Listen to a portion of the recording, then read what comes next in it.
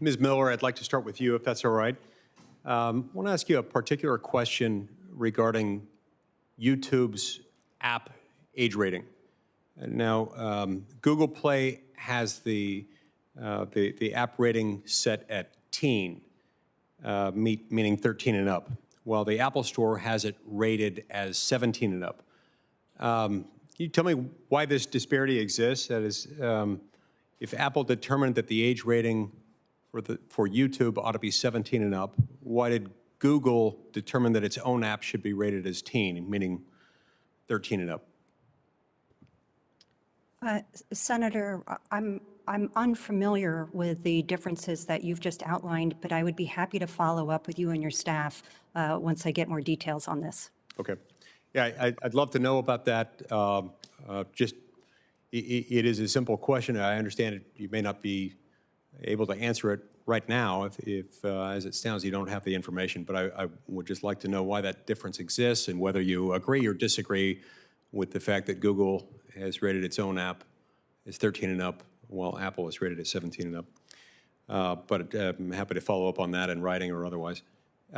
Ms. Stout, I want to address a similar issue with regard to Snapchat. Now, Snapchat is rated 12 and up on Apple, and it's rated teen on the Google Play Store. Any idea why there is that disparity there?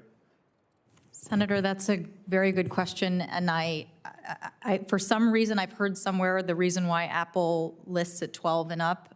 It's an app that's intended for a teen audience. Right. And why is there a disparity between the age rating and the content that's available on that platform?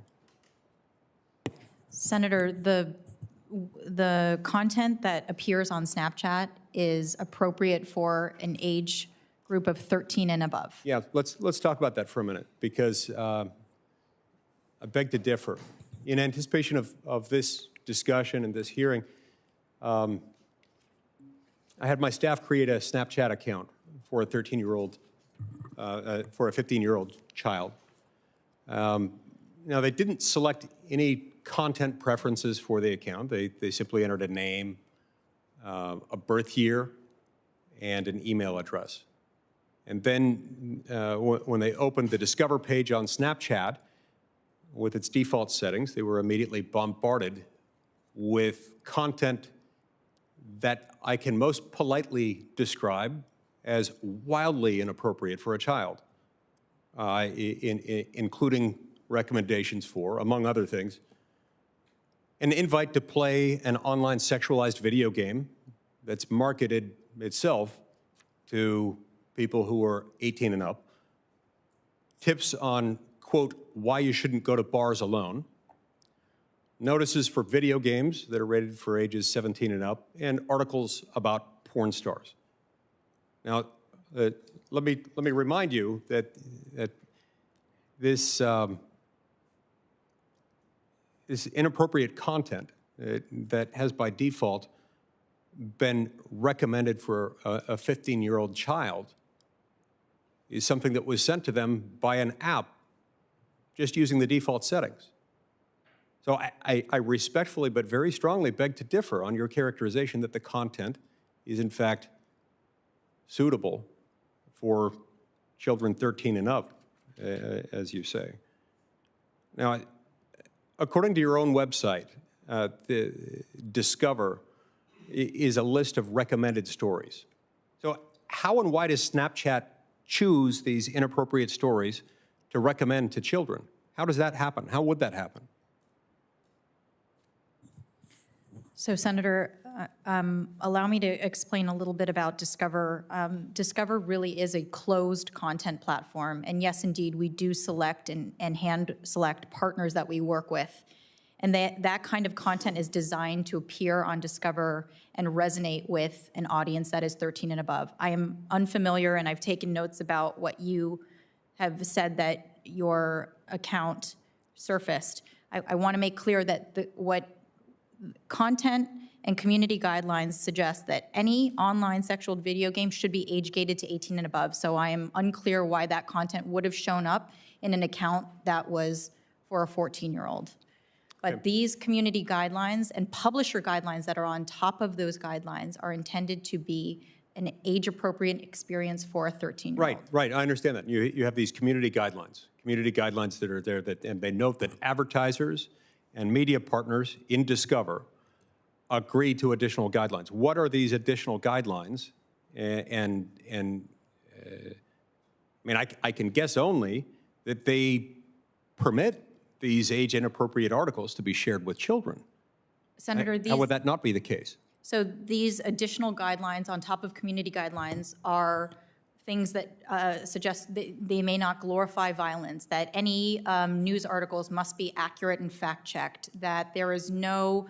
Well, I'm sure the articles about the porn stars were accurate and fact-checked. And I'm sure that the tips on why you shouldn't go to bars alone are accurate and fact-checked, but that's not my question.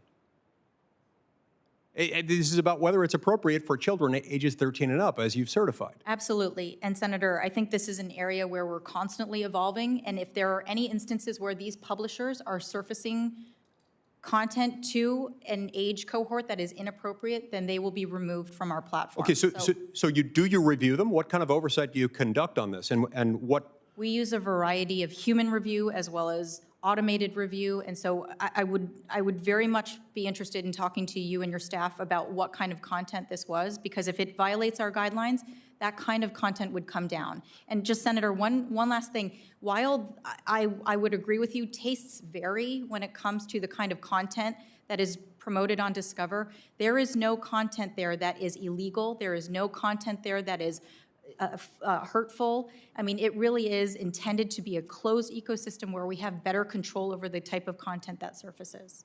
Now, Madam Chair, I just have one follow-up question. I just realized my... Yes, go ahead, I'll be Senator brief. Lee, and then our colleague, Senator Lujan. Thank you. Thank you so much, waiting. Madam Chair.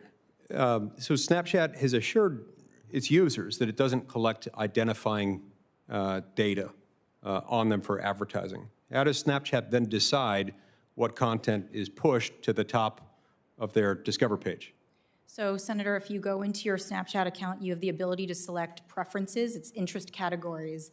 And there are several interest categories that a user can select or unselect if they wish. That could be they like, to watch movies, or they enjoy sports, or they are fans of country music.